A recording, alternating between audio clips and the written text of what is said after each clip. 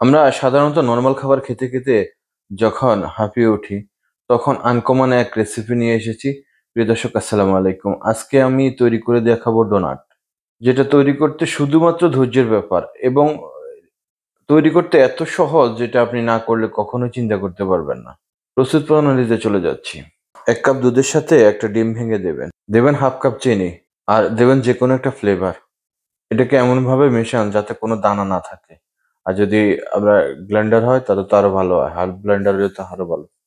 তো ময়দা নিয়ে নিচ্ছি। ময়দাটাকে চেলে নিচ্ছি। চেলে নিচ্ছি এই কারণে যাতে কোনো দানা না থাকে। তো ময়দা যখন ছালা হয়ে যাবে তখন আমি এটাকে একটা ডো তৈরি করব। যে ডোটা অনেকটা রুটির মতো।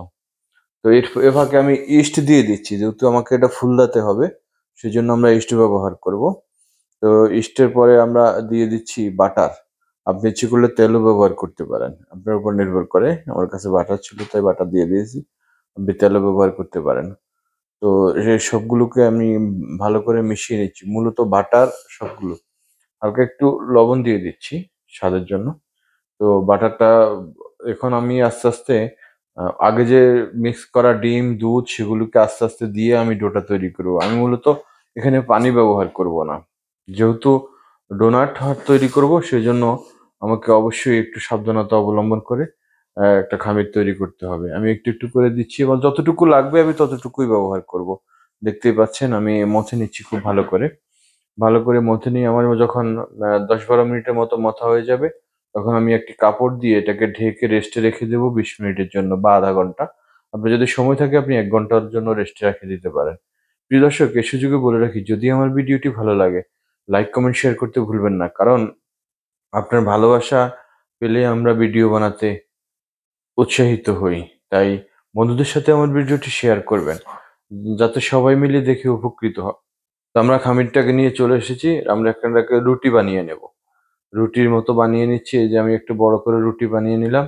তারপরে ডোনাট কাটার দিয়ে আমি এগুলোকে কেটে নিচ্ছি। আমার যে কটা হয় আমি সবগুলোকে কেটে নিচ্ছি। নিয়ে আমি আপনাদেরকে তেলে ভাজার ইয়েটা দেখাবো। আমরা তেলে ভাজতে চলে যাব। তো আমি এখানে কিছু পাউডার মেখে আবার এগুলিকে রেস্টে রেখেছিলাম ১ ঘন্টার মতো। কারণ আপনি যত বেশি রেস্টে রাখবেন ততই আপনার খাবার বা আ যেমন ডোনাট বলেন, পরোটা বলেন, নান রুটি বলেন, সবগুলো সিস্টেম একই রকম। পাউরুটি বলেন, নির্দিষ্ট সময় পর্যন্ত রেস্টে দিতে হয়। তো আমি উপরে কোট করার জন্য কিছু চকোলেটের সাথে চিনি ব্যবহার করে এটাকে আমি একটা হাম লিকুইড তৈরি করে নিয়েছি।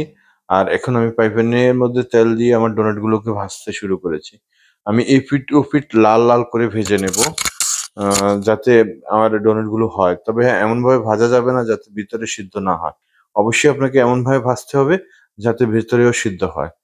আপনারা সবাই কম বেশি রাঁধুনি। তো কিভাবে রান্না করতে হয় সবই আপনাদের জানা আছে। তা আমি আস্তে, আস্তে উম আপনাদেরকে দেখাচ্ছি যে আমি উল্টে-পাল্টে ভেজে নেব।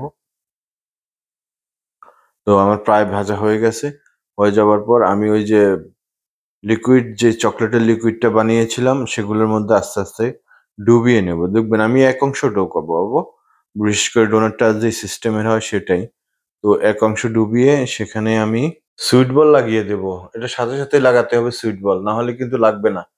তো সুইট বল যখন লাগানো হয়ে যাবে তখন আপনি ফ্রিজে রেস্টের জন্য দিয়ে দিবেন ০.৫ ঘন্টার মতো। ০.৫ ঘন্টার পর আপনার সম্পূর্ণ ডোনাটটা সেট হয়ে যাবে। আর তৈরি হয়ে যাবে মজাদার ডোনাট। যেটা আপনার দোকানে অনেক দামে বিক্রি করে এবং খাবারটাও অনেক ইউনিক। আপনি যদি কোনো মানুষ আসে আপনি যদি তাকে নাস্তা হিসেবে দেন, তাহলে সে আশ্চর্য হয়ে যাবে যে এই খাবারটা আপনি ঘরে তৈরি করেছেন। সেটা তার বিশ্বাসই হয়তো হবে না।